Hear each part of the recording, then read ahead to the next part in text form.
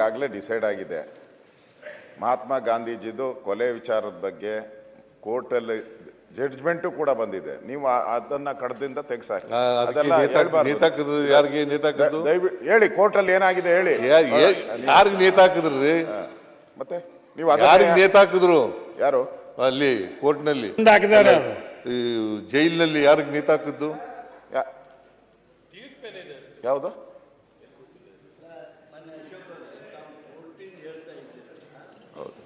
ಗಾಂಧಿ ಹತ್ಯೆ ಮತ್ತು ನಾನು ಪುಸ್ತಕನ ಪ್ರಕಟ ಮಾಡಿ ಎಲ್ಲ ಲೀಡರ್ಸು ಇಟ್ಕೊಂಡು ಆ ಗೋಡ್ಸೆ ಅವರ ಕುಟುಂಬದವ್ರು ಬಂದಾಗ ಸನ್ಮಾನ ಮಾಡ್ತಿರಲ್ಲ ಸಾರ್ವಜನಿಕವಾಗಿ. ಅದು ಮಾಡಿದವ್ರು ನೀವೇ ಇರ್ಬೋದು, ನಾವಂತೂ ಮಾಡಿಲ್ಲಲ್ಲ.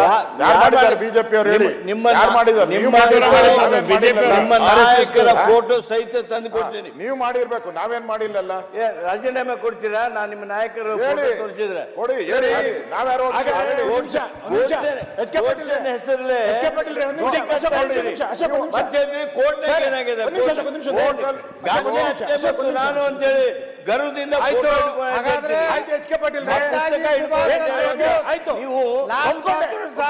ಕೊಂದವರೇ ನೇತಾಜಿ ಸುಭಾಷ್ ಚಂದ್ರ ಬೋಸ್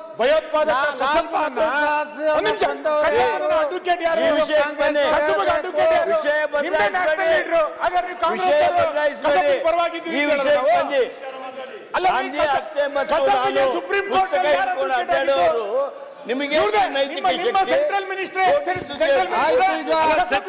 ಈ ವಿಷಯಕ್ಕೆ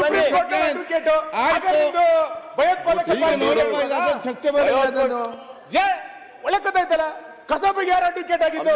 ಪ್ಲೇನಲ್ಲಿ ಕಸಾಬಿಗೆ ಯಾರು ಅಡ್ವೊಕೇಟ್ ಆಗಿದ್ರೆ? ನಿಮ್ಮ ಸೆಂಟ್ರಲ್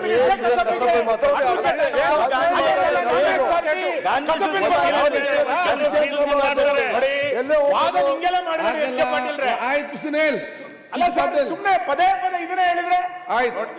ಅದಕ್ಕೆ ಸಪರೇಟ್ ಒಂದು ಚರ್ಚೆ ಇಟ್ಕೊಳ್ಳೋ. ಸಿಸಿ ಪಡೆಯವ್ರೆ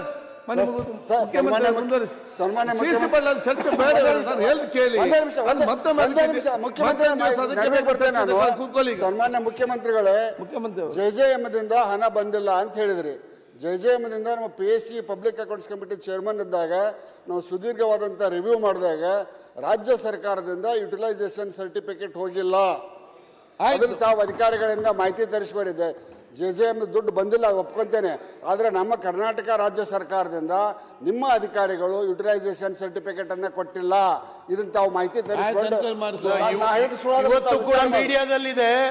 UC ಸರ್ಟಿಫಿಕೇಟ್ ಟೈಮ್ಲಿ ಹೋಗ್ತಿದ್ದಕ್ಕಾಗಿ ಹಣ ರಿಲೀಸ್ ಆಗಲಿಲ್ಲ ಸೆಂಟ್ರಲ್ ಇಂದ. ಇವತ್ತೆಲ್ಲವೂ ಕೂಡ ಅರ್ಧಂಬರ್ಧ ನಿಂತಿದ್ದಾವೆ.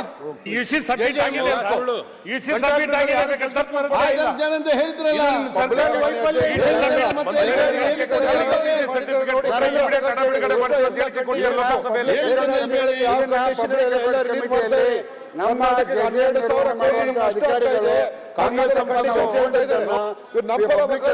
ಅವ್ರ ಪರ ವಕಾಲತ್ ವಹಿಸ್ಬೇಕಾ ನೀವು?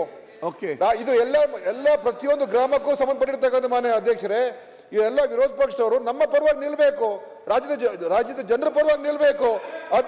ಅವರು ಡಿಪೆಂಡ್ ಮಾಡಿದ್ರೆ ಯಾರಿಲ್ಲ ಅಂತ ಹೇಳಿಲ್ಲ, ಹೋರಾಟ ಮಾಡಿ.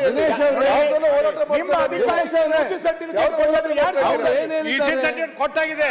ನಿಮ್ಮ ಅಧಿಕಾರಿಗಳು UC ಸರ್ಟಿಫಿಕೇಟ್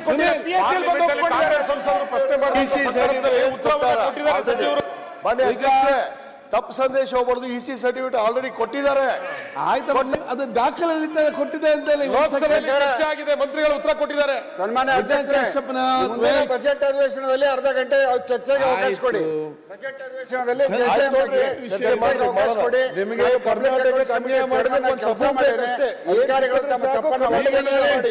ಬಜೆಟ್ ಘೋಷಣೆ ಮತ್ತೆ ಬೇರೆ ದಿನ ಏನ್ ಮಾಡ್ತೀರಾ ಮಂತ್ರಿ ಅವರೇ?